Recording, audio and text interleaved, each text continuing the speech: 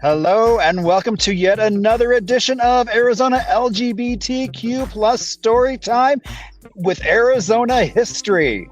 So I am so happy you can join us. My name is Marshall Shore and I am one of the co-hosts. Let me bring on my other amazing co-host for today. Hello. Hello. How are you? I am good. I am so excited because I am sitting here in Biosphere 2, Wow. down Great. near Tucson. It's got an amazing history and it's got a little bit of, we're trying to queer outer space a little bit, which is kind of fun. But before I go into any of that, let's actually talk a little about the History Project. So we are brought you through, it's a collaboration between Phoenix Pride, ASU Libraries, myself, to create this amazing organization. And we are basically here because of support from the Phoenix Office of Arts and Culture, as well as South Mountain Storytelling Institute. And so that kind of brings it up to the fact that we are here sharing LGBTQ plus stories of Arizona and all kinds of fun. And so I'm working on a project right now. I'm actually working on a book about Arizona, or actually Phoenix LGBTQ history. And that's been a lot of fun. And so I've been using ASU archives a lot for that, the BJ Budd archives. Right. And so really cool. We've talked about Nikolai Duralin in the past, the Russian gender pioneer who's buried in Phoenix. And there is a book in Russian written about him. And I just literally got emailed to me last week, an English version of that book. Oh, great. So I'm going through to see what that looks like. So Nikolai is a gentleman that we actually were able to raise funds during COVID and get him a headstone because when he passed away in 1906, it was discovered that he was born a woman. And so it's an amazing story. And so looking forward to being able to share some of that. And so basically, as I'm down here in Biosphere, so it's like I kind of came down because a friend said, hey, you know, there's going to be a group, kind of a queer contingency of this analog astronaut conference. And so I sit down at a table and we talk about how we're going to be this evening doing a guerrilla showing of a movie. Sit down, the guy next to me says, oh, we're doing the same thing. And I say, we're doing Vegas in Space, the first drag queen movie ever set in outer space. Wow. And he was like, oh, we were going to do the exact same movie. Wow.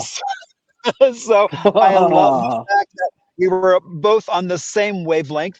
I was bringing it because one of the stars of the movie that was integral into the filming of it now lives in Arizona, and that is Miss X. But you know, we should have Miss X on as a guest at some point. Yes, absolutely.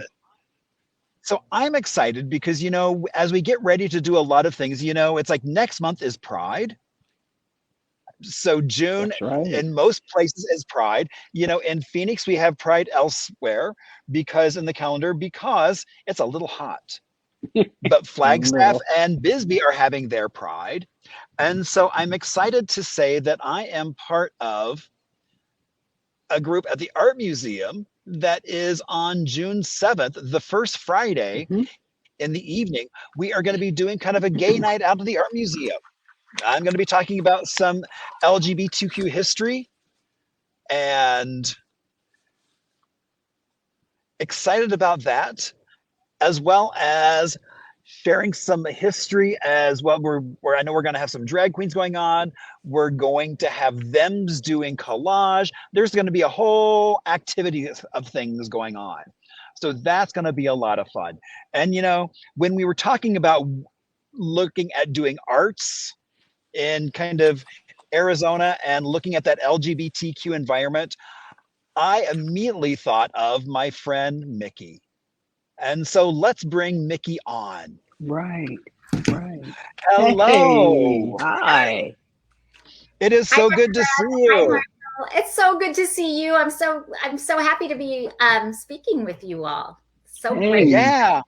Hi, Miki. How are you today? I'm great. It's a Good. Friday, Good to 2 see you. a.m. Yes. Indeed. So, Miki, for folks that don't know much about you, tell us a little bit about yourself. So, I am originally from South Texas. I identify as she, her, hers are my pronouns. I identify as an ally. My father did not identify as gay, but his boyfriend told us that he was at his funeral. Um, Oh, that's another story. wow. That's another story for another podcast. But have identified as an ally for many years. But I'm originally from South Texas, from a border town. I went to college on the East Coast. I've been working in museums as a curator and then as a museum director for 25 plus years. I've worked all over the place: San Antonio, New York, Santa Barbara, and been here for 6 years. And I absolutely took to Arizona like a duck to water. I think it's an incredible place, and much, much, um, um, much suffering to the overarching dominant narratives that truly Right. don't describe the richness and texture of the people who actually made Arizona and who are part of what makes Arizona so great and lively. So, Hmm. as a person who's a director of an art museum that is really interested in narrative change, in really using art and artists to disrupt the entrenched narratives that we've all inherited, and tell more broader stories of the human experience, and to think about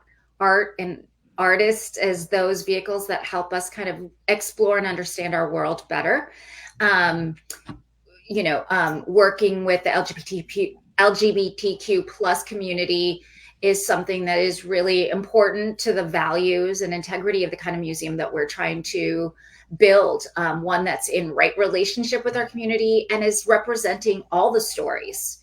And acknowledging that museums haven't done the best job in representing all the stories. And so I'm just very in alignment with what you all are doing here.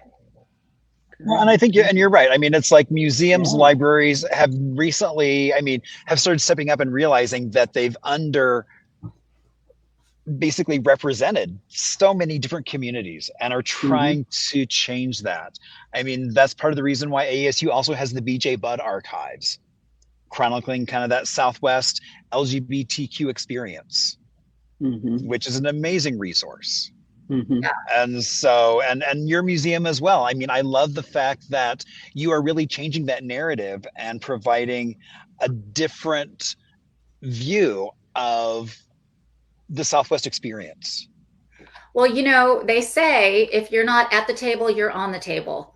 And Wow. we're in a battleground state. We're in a place, we're in a place and time where our stories, our voices of the non-dominant stories and voices need to be shared and told additively, not to deny any other stories, but to add our stories to Hmm. the table. And we have an exhibition on now of our permanent collection. It's one that I think, Marshall, you and I spoke about, but it's called Making Visible. And I think that language is very important in the LGBTQ plus community, is being visible. And one of the things that this exhibition does is it takes a look at our permanent collection, the objects that we care for and collect and present on behalf of the people of Arizona at ASU Art Museum. And where are the archival silences, to use a library term? What are the stories we're telling through our objects, and whose stories aren't there? How do Hmm. we make space for the stories that couldn't have been told because they were illegal, or folks were working, or the quality were obstacles, and why were those stories not told? We have to ask ourselves today. So a lot of that exhibition pairs, like, say, when you look at the statistics of um, Black cowboys in the West, 1 in 4, and you look at most Western art collections, 1 in 4 artists, paintings of cowboys are not Black, queer cowboys, women and children, the right for Native Americans to present their own selves, to have the right to self-determination. Those are the things we're looking at making visible, making plain. And we have a really wonderful pairing as you enter the first gallery of a painting of Lawn's La Hermosa. We all, a lot of us know La Hermosa and Lawn is the famous cowboy that was his painting studio. And there's a lot of pictures of Lawn. We have a painting of him sort of on a cloud, looking at another cloud that's dressed like a woman. I mean, not dressed, but the cloud is in the shape of a woman.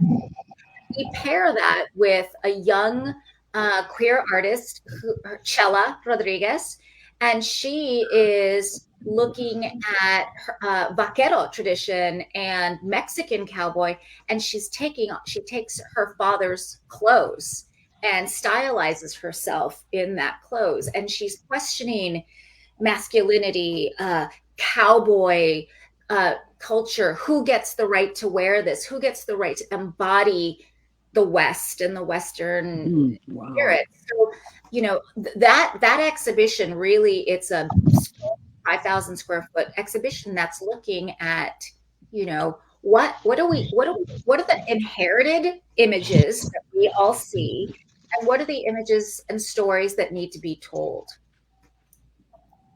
We have, for example, coming up in 2025, a solo exhibition by a young queer artist, Jose Villalobos, who is queering the cowboy space. He's from San Antonio, Texas.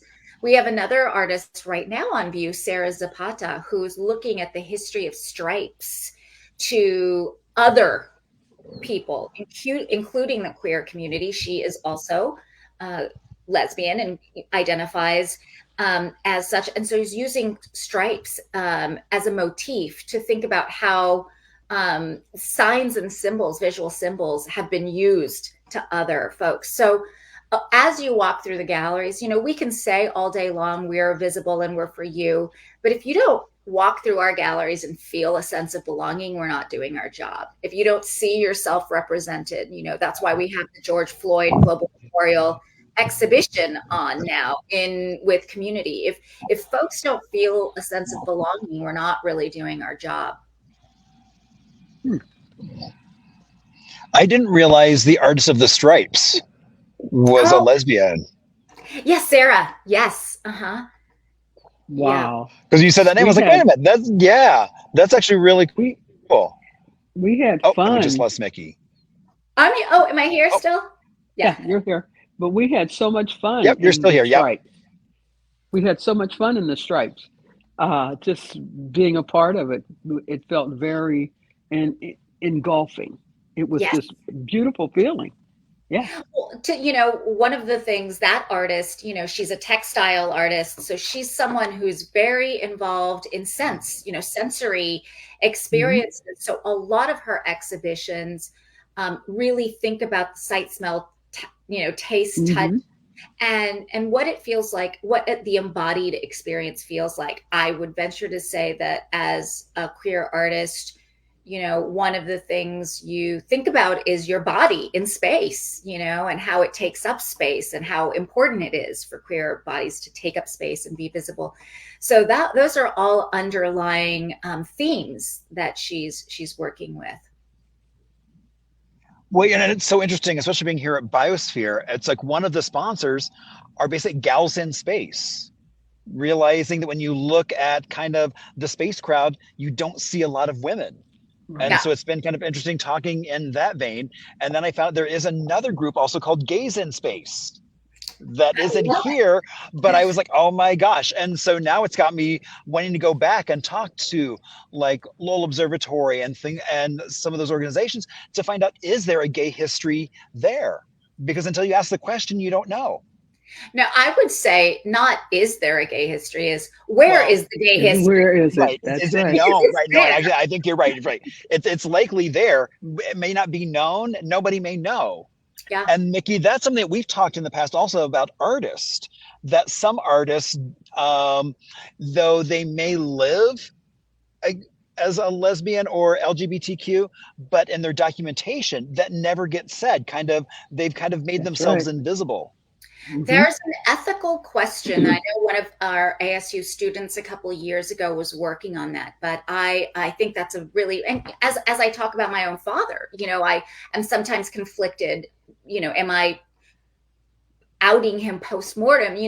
What is the responsibility we have for today to make visible the histories that were hidden because of society and social constructs, and what is the obligation we have to the artist and how the artist wanted to be seen and perceived. It's a very, I mean, I personally fall on no one can hurt them anymore, and we really want to make young people know that people came before them. But we have a ceramics collection, for example, and this was brought to me by a donor of the ceramics collection who is an art dealer, a ceramics dealer who's gay.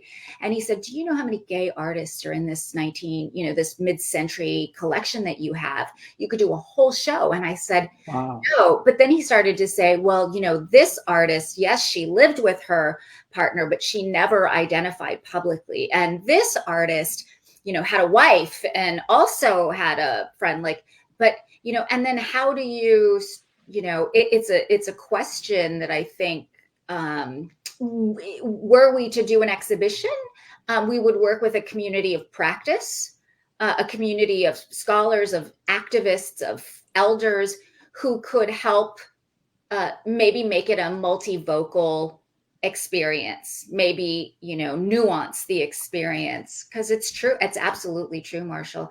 But we have another upcoming show next year called Notes on Motherhood, and when you think of motherhood, you think of a one particular kind of thing. You think usually like a Hallmark movie, and something that's like, mother cradling her baby and it's flowing. But there are a lot of, the curator that is doing that for us, she is a recently new mother and, wants to really show the struggles that motherhood comes with postpartum, but also the economic disparities that motherhood, Black maternal mortality rates are way higher than their counterparts. But also, what does queering motherhood look like? And I've shown you those great Kathy Opie photographs of, someone who is not feminine, who's a mother and, and who really wanted to be a mother and who is mothering, but doesn't have a outwardly feminine look, and taking pictures and normalizing, like really saying all of this is motherhood. And I think that's what our exhibitions really try to do, is we try to give you a much more prismatic thinking about stories of the stereotypes that we have in our heads about narratives. So Kathy Opie's work will be in the show, for example. So it's like I always being the librarian in me goes back to that Allison publication, that classic book, Heather Has Two Mommies. And I think it's like when you talk about queering motherhood, it's like, and there's been so much backlash against that book. So many libraries people have tried to ban it out of so many places.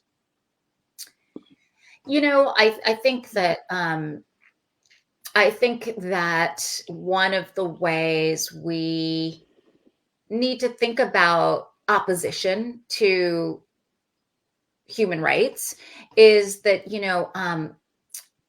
art and creativity and imagination, we can imagine and show, artists can imagine and show worlds of what it looks like on the other side. What would it look like to have motherhood in all forms? What does it look like to be not policed? What does it look like?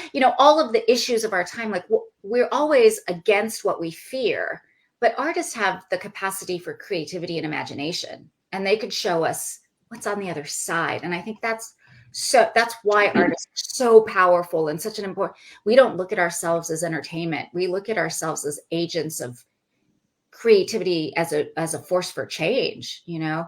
And I definitely think that in all of these cases, it's when you can read statistics all day long, but when you're moved or when you know someone, Mm-hmm.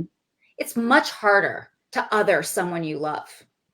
I mean, people do it all the time, but it is much harder, you know, to otherize someone if you don't. It's easier if you don't know them. That's right. Well, and it's an interesting kind of, again, going back to biosphere, it's like, so what happens here is people have a team, they go in and spend 6 days basically being secluded, living in this room. Everything they do is produced there. And so for the first time, they recently had a group of artists, writers, dancers, and other artists coming in and doing that. And so tomorrow, that's the program I want to go to, is them talking about, and the scientists were like, we didn't know what to expect, but they have actually changed how we're now utilizing that space. They have brought things forward that we didn't, they used things in different ways that we had never thought of. Mm-hmm. And so I'm really intrigued to hear about that. And then also ask the question, were any of them LGBTQ? So It's so true. And one of the things we're working toward at the museum is understanding the signs and symbols that our institutions, our tax-funded institutions, whether they be libraries, post offices, art museums, are they for us really? Like, you know, I think about museum lobbies and, you know, go to any museum lobby around the world, and it doesn't look like my grandmother's or my aunt's house, you know? And if you say all day long, you're welcome here, it's a free day, that's great that you can say that. But do I, again, sense of belonging, how do I, you know, and I think that we need to work with, that's why diversity in shaping knowledge and shaping space is so important, because what would it look like to queer space, to have that feel, you know, something that was a belonging? What does it feel like to make artists think about these civic spaces that are so, you know, maybe dead or dull, you know, like a post office, to have an artist imagine a space like that, or people of color, Native people, Indigenous space. Like, I think the more we have people at the table to really think about our world, what we live and share, I think it's just so much richer. Exactly. I mean, everybody who adds their voice into that just makes it a better project. Yeah. So, and I find that true to be across the board. I know, but what would like queering space look like? Like, what would that, you know, I mean, because we also don't want to fall into stereotypes either. You know, and, but still, it's really interesting to think of, you know, non-dominant ways of being, you know, what would that like look talking to, like, I've got a friend who was at a conference in New York City, and they did AIA did a queer architecture tour of New York. And then it got me thinking, and it's like, well, you know, could we do that in Phoenix? And it's like, you know, there's a couple spots that I know of. And so actually state parks who oversee historic preservation, there was a survey that came out and said, what do you know of in your state? And so I put in the places I know, sent that off to some other folks in Northern Arizona, and one guy who I've been chatting with in Ajo, trying to identify queer history in Southern Arizona as well. Watered those spaces. And so we've started that conversation. And until you start that conversation, you don't know. It's so true. And you know, it again, it goes to visibility too, right? Like, I mean, once we do know, it's our obligation to make them as public as possible. As stewards of stories, you know, it's our obligation to make them the most visible we can, not just on Pride, not just 1 month a year, right? You know, but an obligation to make them part of the narrative, part of the canon, part of what we do as order of business. That's, I think, striving.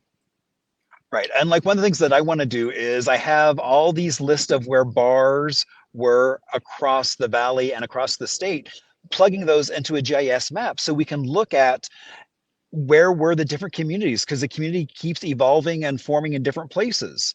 Yeah. Like for Phoenix, it would now be 7th Avenue. I mean, you've got the Gayborhood, you've got the Melrose Curve.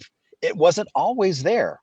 It Right. was like, initially, I think it was more looking at like Roosevelt Row, but then there were a handful of bars opening up on McDowell, which I Hmm. didn't realize. So in the 80s, you had a lot of other, and so just trying to, how do we track that? How do we showcase that and get people Well, to I realize? would love to have them, Marshall, to track, again, sort of getting out of stereotype.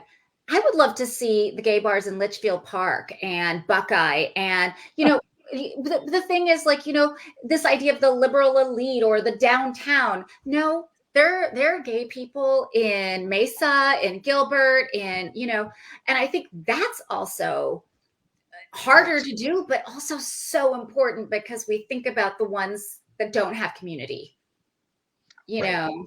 And it would be so cool to map, like, wherever you went in the valley, there were your safe spaces, Right. that's Well, yeah. there was a time that across the United States we had that, and it was, comprised of different books. I traveled through California and used one of the books and was able to just visit stay at the gay hotels and gay restaurants and just all up and down the coast of California.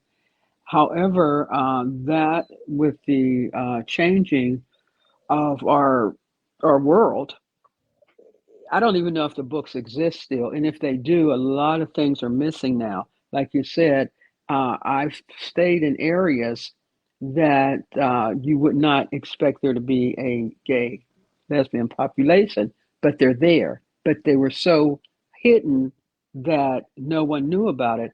In Pennsylvania, Pittsburgh, where I'm from, there was a large, very, very large LGBTQ community, but in order to find out about it, you had to know someone. And now to backtrack and find those locations, that would be wonderful to have the history of those across the country, since it has changed and morphed into different things so very much. And then to take that information and to be able to have it into the museums and historically people who don't ordinarily go to when for instance, I'll use myself as an example. When I go to the museum, I don't go there expecting to see a lot of uh, people of color or a lot of LGBTQ exhibits. I just, in my brain, it just doesn't click. And if I walk in, like I saw, what was it, the lesbian cowboy, it was great, you know, to walk in and see that and feel so connected. So what you and Marshall are saying and doing, I commend, because it is definitely much needed to be inclusive of all of the communities that exist in our country and around the world, actually. What a great artist project to have them map or redo, or like a public memorial of, those books. Hmm. Great. Marshall, you got to get on that. Yeah. Well, I mean, it was interesting because it was like there was so one of my favorite stories is about Rusty Warren, who was a female piano player slash comedian from the East Coast. She relocated to Phoenix because it was the only place in the 50s she Yeah, could get a Rusty. job as a woman playing the piano. And she has 15 albums to her credit. 7 of those went gold. And she is now considered by the Library of Congress as the birth mother of the sex revolution. And so we started talking about that. And she passed away a couple of years at the age of 91 and was and we started first just kind of chatting via email and doing some phone conversations. And then she's like, well, why do you want to chat with me? And my first response was, I want to talk to you about being an entertainer in the 50s as a out lesbian. And that almost shut down that conversation because she didn't know who I was. It's like, Hmm. am I trying to get this for good or bad information?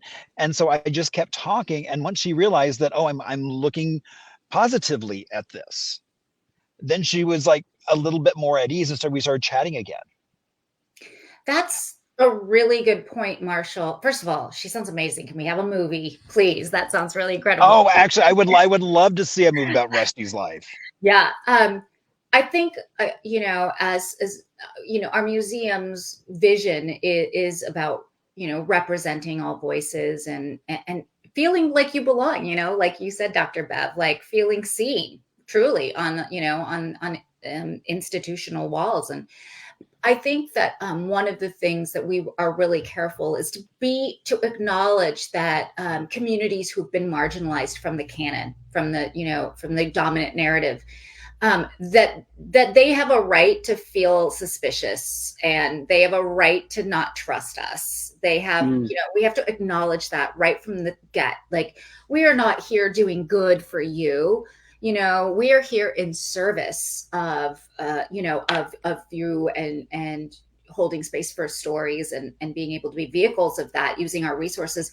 But it is something we've had to learn with working with lots of different communities, LGBTQ included, to be really, really, honor our elders and really acknowledge that,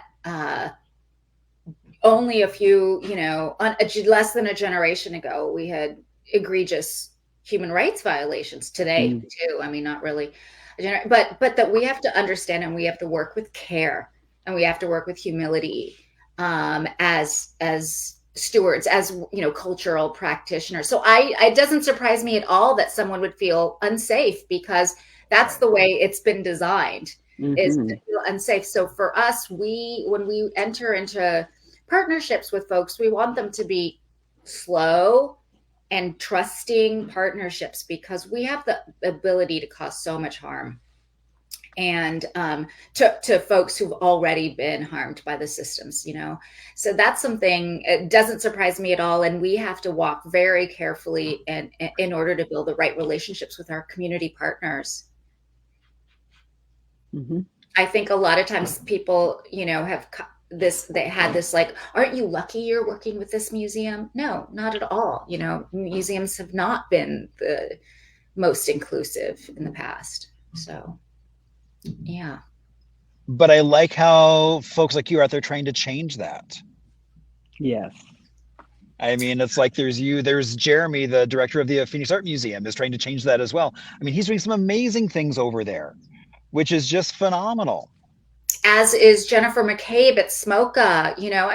I think Desert Botanical Gardens, we're lucky here in Arizona that, I have a senior curator who moved here from California and had been in New York previously. And one of the things we both talk about, me having worked in both coasts, is one of the things we talk a lot about working here in Arizona is there's a sense of urgency to our work, that like I came here from New York and then Santa Barbara, it feels over there somewhere, the problems feel over there. Here we live, work, play in these neighborhoods as citizens of Phoenix and Arizona. And the work that we do, we know what's on the line if students don't get arts programming. We know what happens to students who can't come out safely.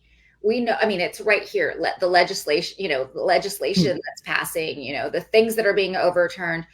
There is a sense that, like, we all have such a feeling of purpose in our work that I don't know if other museums get to have. So we are then fortunate to be working with our partners, PAM, DBG, SMOCA, all of us feeling the same way. We've got to make these institutions inclusive. These are life or death. We need to get kids in front of images of their own selves. We need to get them to be empowered by their own stories. So, Miki, let me ask you a question. So, have you seen at the light rail station for Central and Roosevelt is Release the Fear? It's this statue of melted weapons that is a person throwing their arms up. So that was done by Robert Miley. And so Robert and his boyfriend / husband were here for quite some time. And the fact that that's basically like right in the initial neighborhood for the city of Phoenix. so many folks don't realize that that is a gay work of art. Oh. And so now it has me wondering, how do we let people know that? Or You is know, I mean, it's really another question of, when we talk about representation, a number of ethical questions will come up. This is one of them. Do we want do all artists need to be presented as gay artists or artists, right, right? Are you a Black right, artist or are you an artist? White artists don't get, presented as, right, oh, here's a white artist, or here's a, straight artist. So it's interesting, but I would also say that the reason why straight artists don't need to be doing that is because they take up so much space that they're assumed. Whereas gay artists, you all need to take up space. Artists need to take up space. So there's a right, kind of reason, but it is an undue labor on the gay artist or the artist of color. It's Hmm. they are carrying an obligation that their counterparts are not carrying. So that's an ethical issue, right? And then what is gay art supposed to look like? right, right. That exactly. I mean, that was the thing. It doesn't look like gay art. Right. So if Um, it doesn't have, whatever you might think, then, another undue obligation on gay artists, like, oh, they have to make art that looks a certain way. Um, uh, but I do think there are ways that people like us, mediators, curators, librarians, people like there are ways where it's really much more our obligation than it is the artists to be able to link that story into our larger stories, right? And so I would say it's up to the culture industry on Roosevelt Row to be highlighting that during Pride or Mm. anytime. Okay. It's up to the conduits to really highlight it. I don't think it's up to the artist. That's really no, I would unfair. agree with that. It's not up to the artist. I mean, the artist was never in the closet. It was just the circles that he ran in. Not everybody knew, and so that's one of the things I've started doing is now sharing that. Was invited up recently up to Sedona Art Center where they had the big gay art show where they've been doing this show for years, and I was amazed at the reach of some of the artists, how far from away they had sent work in, and the diversity, which I should not have been shocked by at all, but it was really incredible, Yeah. and ran the gambit. Right. Well, that's you know that's those nuances. That's that diversity of storytelling. It's, I think that the way, and we talked about this at the talk that I gave, I think a lot of the way that we should be thinking about our world is both and we should rally around images that are familiar to us as popular tropes. Like that is, there should be a sense of pride, no pun intended, around the images that are, constant. And there should also be a sense of pride and space for those that tell different stories. So it's I think it's not throwing the baby out with the bathwater. It's accepting nuance. Again, it's a both and.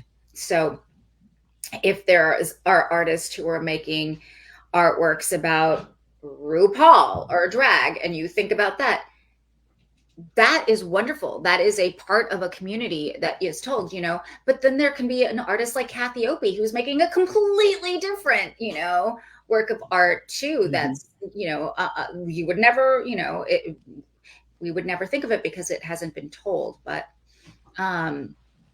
it's the same kind of ethical dilemma we have in Black and Brown communities with art. So, for example, we had an exhibition a couple years ago around the theme of mass incarceration, the crisis of mass incarceration.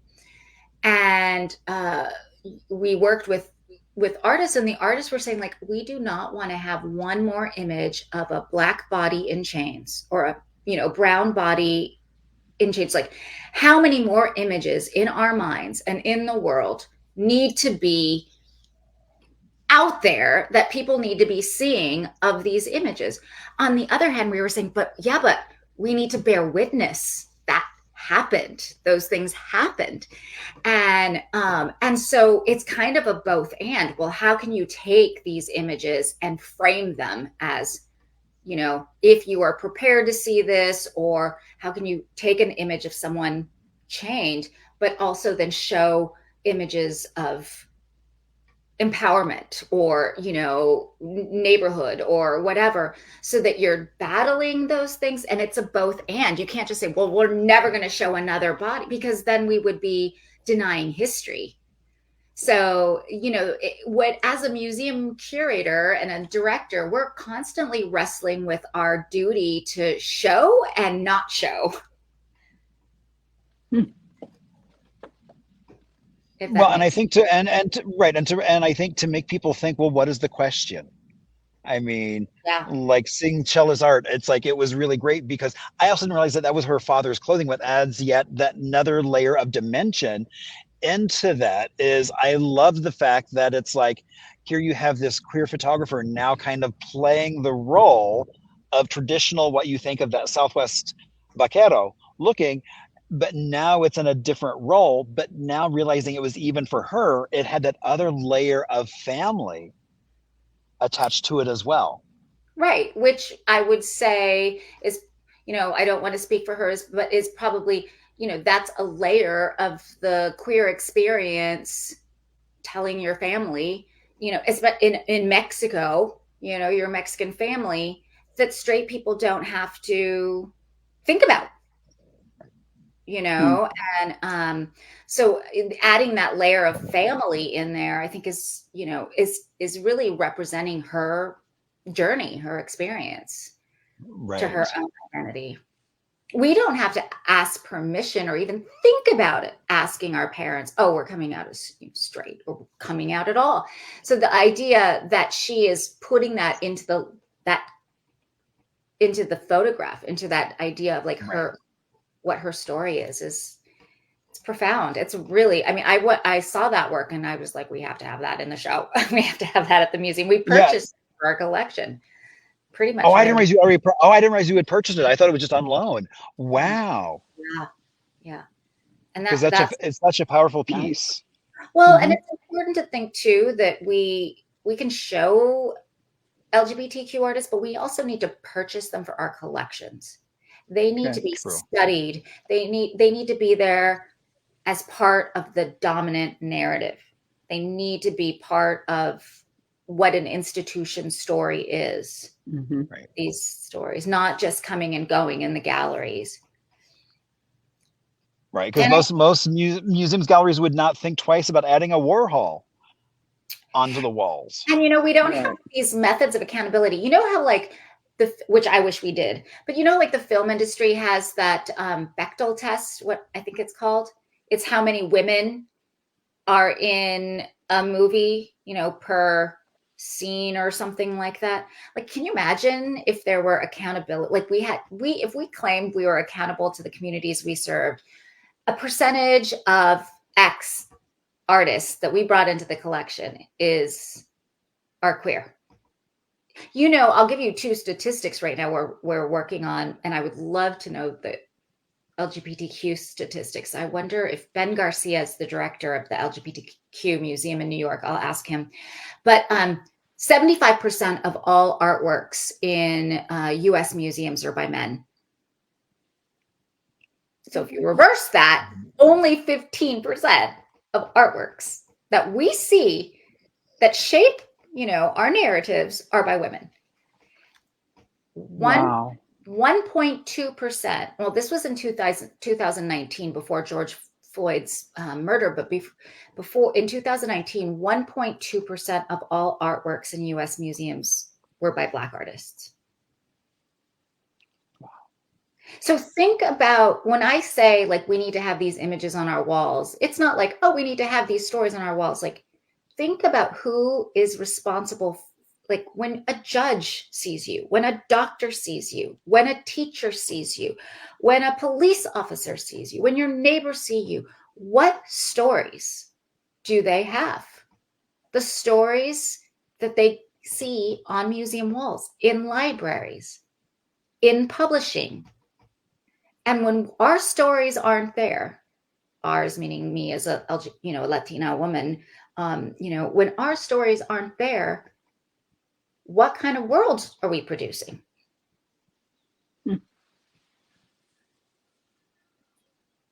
That's what I mean about urgency of work, Oh yeah, no, I mean I completely get that urgency because I mean I think that's kind of a lot of what we feel in Arizona is just that urgency because it hasn't been looked at for so long, and now trying to fill all of those gaps in, especially with the history, while some of those folks are still around, and you can get that history. Yes, and what you're doing with storytelling, with documenting stories, I mean, StoryCorps, so important. Right. I mean, when you look at Arizona like Barrio Stories, I mean, I love the work they're doing, Yes. capturing that Latina history through just people telling their stories. Yeah. So trying to do more and more of that. So it is really important. And I think for us, as we're out there fundraising for the arts and for museums, I think that there's like, oh, well, health and human services are important and the arts are, on top of. Imagine our world if we had truly inclusive arts where young kids could feel like they belonged, where there were stories, all different kinds of stories. Imagine the lessening of all those health and human services needs. right, exactly. Right. Because now people felt actuated and authentic humans and could be themselves. Mm-hmm. Think about suicide prevention, think about mortality rates, think about, like all of those things that a big reason is because people don't understand each other.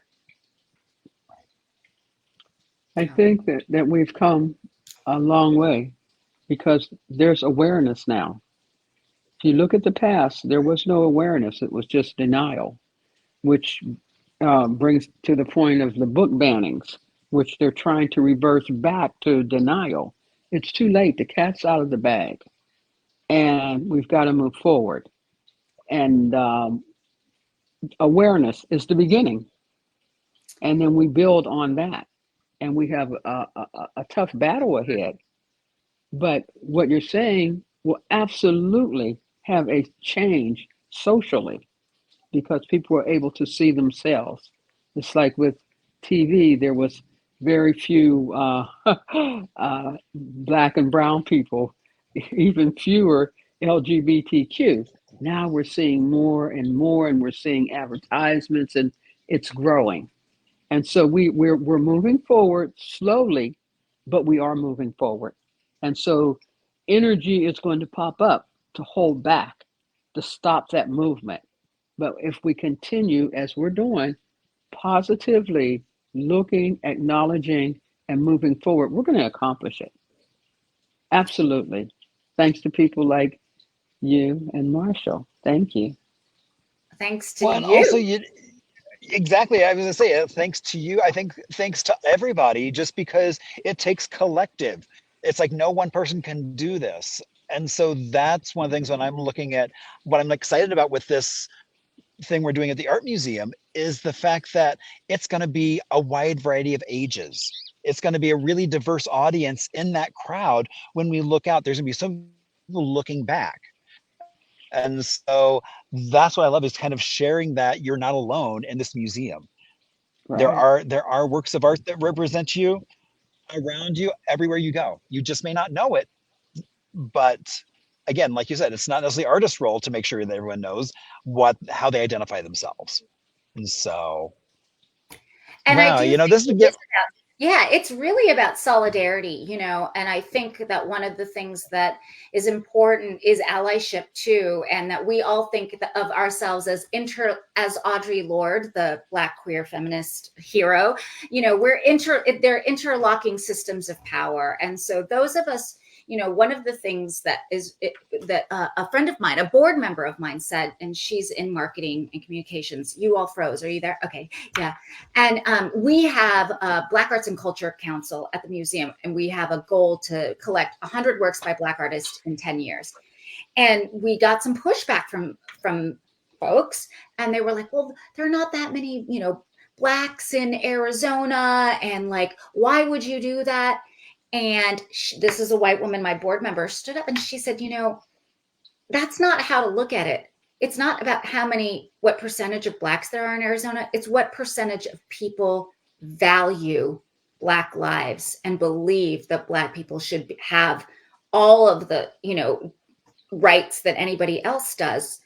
And if you talk about that, then that number goes from, 4% to 70%, because you have to think about the people that value. So when we think about LGBTQ projects, we have to think about who are the allies who can help make that awareness, make that number, and really hold space and center queer folks, but also be there to stand in line with queer folks to say, this is important to me too, and right. that's that kind of solidarity. So Marshall, when you talk about intergenerational, like, I think that's one thing that's so important to me too, is for young students to know, I just flew into Harvey Milk Airport at San Francisco, like terminal, like right. for young people to know, this is just like not even a generation before the criminality of right. The intergenerational and the allyship. I think, it's all us as allies to show up too. But yeah. Right. But you're right. And I think that is such the perfect moment to be like, oh my gosh, it's that solidarity amongst all of us, whether we're walking down the street, walking in an art museum, walking in a library. So Miki, thank you so much for coming on and sharing, obviously, your passion. I look forward to when we can do a program together again. That was so much fun. Can we? I think we're going to do something in October too. So let's figure out something to do. Okay. Sounds good. I also would definitely want to be a part of that. Thank you so much, Miki. Yes. I'm with you. Let's lock arms and move forward. Yes, we've got to. Right. We've got to. Right. Okay. Thanks, everybody. Happy Friday. Safe travels from Tucson. Thank you. Thank you. Bye-bye. Wow, that was so cool. Powerful. I love her. Yeah. That was and so great. now, gives me renewed, like, okay, I've got to get back on this June 7th thing. I know they had a meeting in the museum today that I wasn't able to get to, but it's like, we're going to have one hell of a great little program talking about queer artists in Arizona. Right. Let me know. Yeah. I will come to the meetings also. You've got my support 100% on this. Okay. Very good. Well, put June 7th, first Friday, on your calendar. I already wrote it down. Perfect. Yes. All right. All righty. Well, Doc Bev, I always love seeing you, and we have such great chats. Same here. Same here. And look forward Miki, to the next. Exactly. And Miki, thank you again for coming on as well. That was so powerful. Right. Okay. All righty. You take care. Enjoy the biosphere too. I will indeed. So let me get that outro music up, and have a good night, everybody.